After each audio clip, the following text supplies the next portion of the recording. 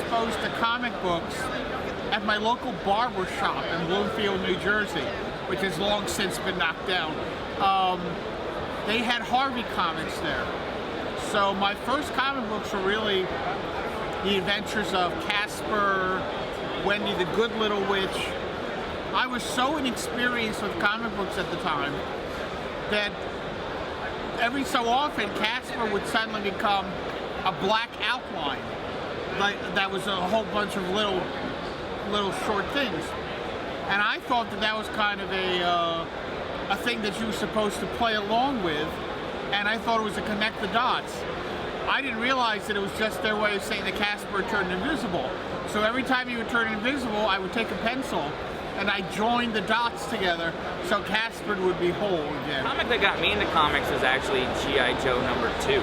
I had read some Donald Duck and things like that, but G.I. Joe at the time was advertising on television, and they did a 5-day event in syndicated television for the cartoon, and they said, go get this comic. And that's the first time I ever walked into a comic book shop in Southern California, and they didn't have #1, but they had #2, which amusingly enough became the rare one later. But I had filled out the fan form in the back, I had beaten it up, so mine wasn't worth anything. But after that, I think I bought a Spider-Man and then the X-Men, and it was all downhill from there. The comic that got me into comics was a book that Jules Pfeiffer did in the 60s called The Great Comic Book Heroes. That was essay-ed for the New Yorker, but he expanded it into a book form. It was a very funny book, sort of a satire of the crazy comics from the Golden Age. And they also had all these origin stories from the Golden Age in the book. So Captain America and Superman and Batman, all the original stuff was terrific.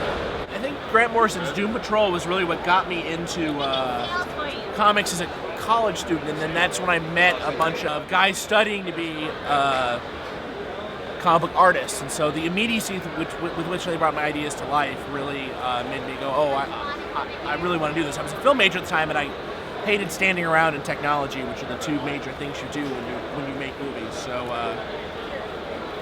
it was a good thing to fall back on.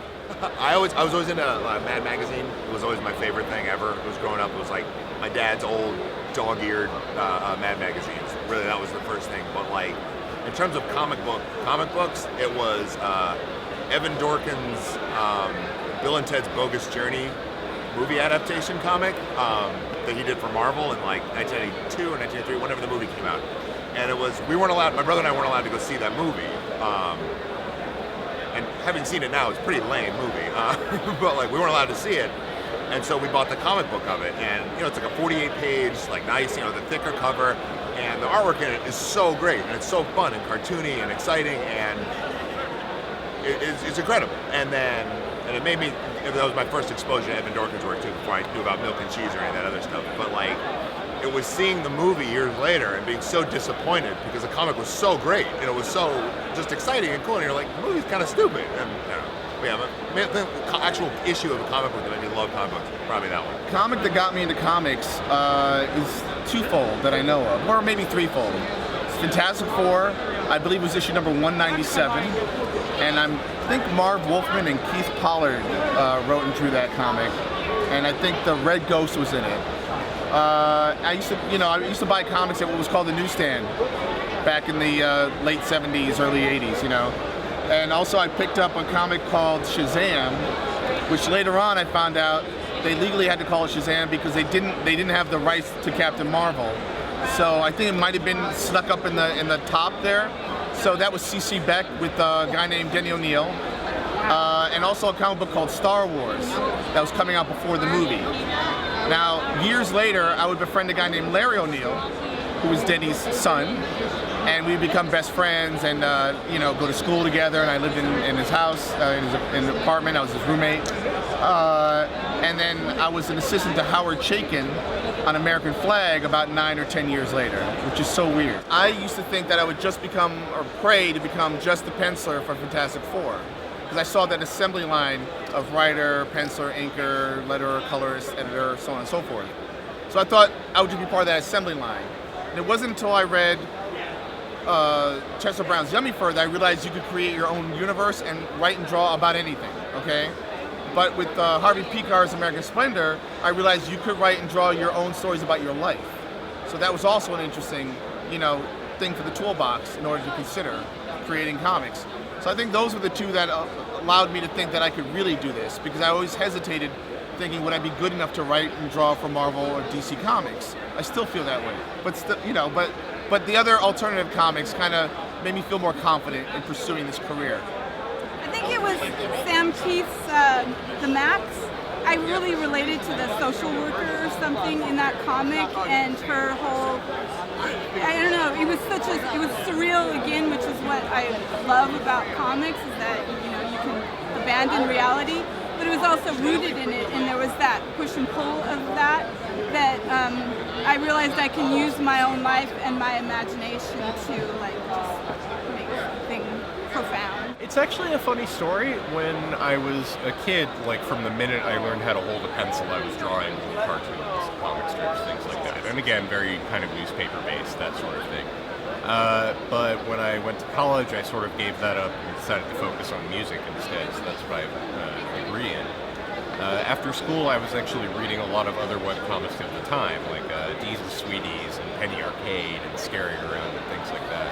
And they really kind of reignited my love for and interest in the medium. So I would say it's probably those three that were the inspiration for me to get back into comics as a kind of creative outlet. Gosh, the Bob Oxner Inferior 5, back in the early 60s. It was a superhero comic that was actually funny, as opposed to superhero comics that were just kind of funny, Oh, look, now he's a goddamn Indian chief, whatever. But it was comics. I mean, they weren't great, but it was still a big step up from what other people were doing at the time. Just for me, right? Well, both my parents drew or read comics when I was growing up, so they were kind of around prior to my memory of comics. But one of the early ones that I remember buying was the Raphael Ninja Turtles one-shot that Eastman and Laird had done. So that was a big that was a big deal for me when I was a kid. And I think the stuff that made me realize that I could be doing it myself was a lot of the early Antarctic Press stuff, just the kind of Ninja High School comics that would run these kind of submission books that would have, the Ninja High School yearbook, they would call them, and they would talk about how the process of doing comics was done in that, and that was really useful back then because there was no internet to really get that information from.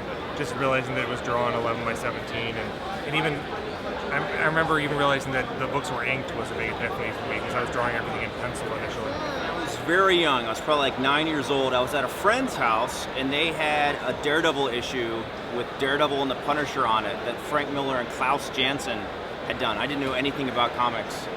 I'm thinking it was Daredevil 181, 182, something like that.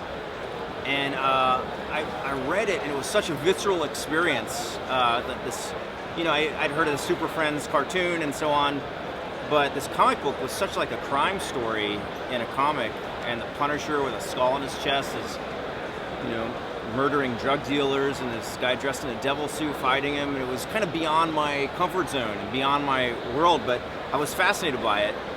And then a few years later, by sheer chance, I was at a secondhand store called St. Vincent de Paul, and I found the next issue of that story, of the very story. And I was at the level at that age to deal with it a little more, understand it or take it in better. And I was just fascinated by it, like what Miller and Janson used as storytelling rhythms to tell the story. The lighting and the shadows and the panel shape and the rhythm. And that's what, when I came back to it at that age, I was like, oh, this is so, the intelligence behind the creation of the storytelling is so fascinating to me. And so then I started looking up more of those issues and more comics in general. And I found a Daredevil Chronicles that had an interview of Miller and Janson talking about the thought that they put behind the storytelling. And I think that's when I really thought, oh, I want to try my hand at telling stories in that way as well. Probably Usagi Yojimbo, Stan Sakai's amazing Usagi Yojimbo books. I was a kid who drew, all through my life. In high school, I got pretty serious and I was drawing cartoons for the paper and doing all that kinds of stuff. And those Stan Sakai's art just was really inspiring to me. Those clean lines. I mean, not that I could achieve it. I remember studying his clouds. He draws clouds so incredibly well. But yeah, that Stan Sakai, he's a hero. When I was working in a comic shop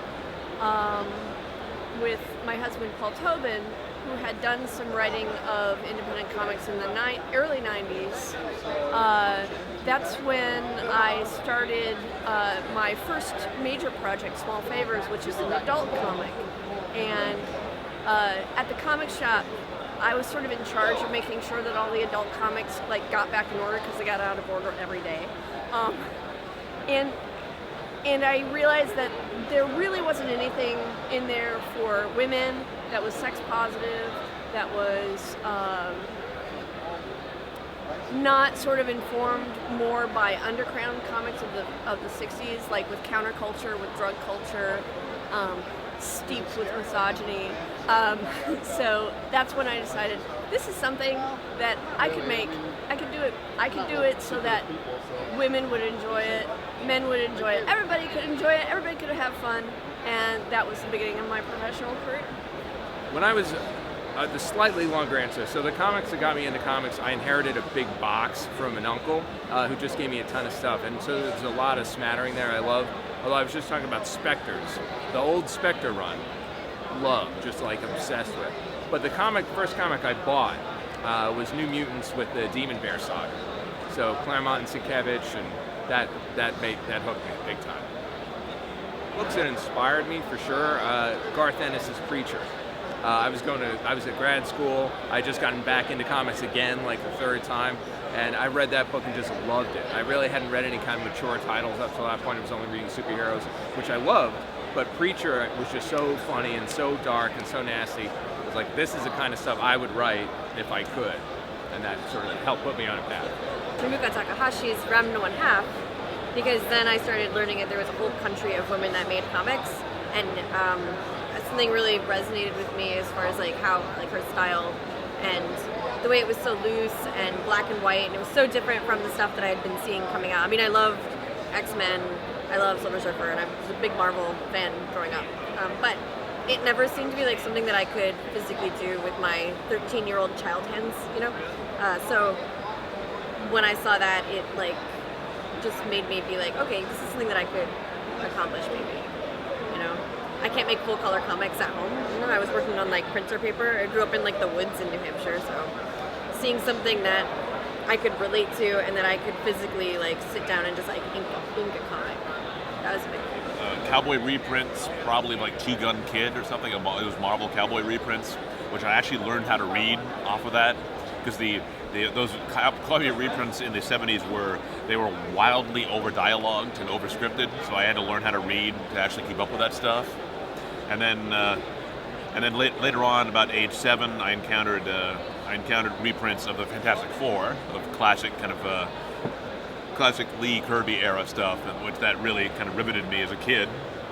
And then later on, I got out of comics entirely and got back into it because of Alan Moore's Swamp Thing and Howard Chaykin's American Flag, which really kind of changed my world. And then a couple years after that, my first encounter was with manga, and that was Rumiko Takahashi's Urusei Yatsura, which that was kind of the next step up and the next kind of thing that really kind of blew my mind and kind of and made me say, this is the kind of thing I want to do with the rest of my life. A lot of the manga I encountered early on was so advanced, and my second kind of major encounter with manga was Otomo Katsuhiro's AKIRA. And AKIRA is so far beyond the skill level that I or anyone else had at the time that it wasn't. I never really saw stuff that said to me that I can do this. I saw a lot of stuff that made me say I want to try to do this. So, because I never had role models for what I wanted to do. There were no role models for kind of manga influenced people at that early time in the late '80s. So, I mean, but I kind of didn't really care that there were no role models, because it was just it was a wide open thing, and I thought I should try to do this. And I can't measure up to any of my idols at all, but I could have fun doing this myself. So That's kind of what they inspired me more by not by particular example, but just by they were so good, and they were kind of showing skills that I could never equal, but that made me want to kind of throw my hat in the ring and give it a whirl myself. So. I read superhero books up till a certain point, and then as I got to college, I kind of stepped away from it. But I got into manga very, very early on, before kind of the manga boom here in North America. My brother was in a science fiction club in university, and they got obsessed with Japanese animation very early on, before the anime and kind of manga boom. They were trading tapes back and forth that were like fan subtitled stuff, and through that they got into manga, to the point where this is like pre-World Wide Web. They were passing translation scripts over Usenet on the BBS boards, and you would download a manga script and you'd look at the original Japanese comic, look at a printout on like the old dot matrix paper, and you'd read the translation, you'd look at the comic, you'd be like, okay, flip the page, what's happening? Okay, and you'd read a whole comic that way. And the stories that I was reading in the manga, it wasn't just, there were no superheroes, it was all like science fiction or romantic comedies or history or samurai stories, or all sorts of just the breadth and depth of the types of stories they were doing suddenly really brought me back into comics in a big way. And I thought, man, I really want to do this. Like, I not create manga because I'm not Japanese, but I want to tell comic stories with that kind of variety. Worship me!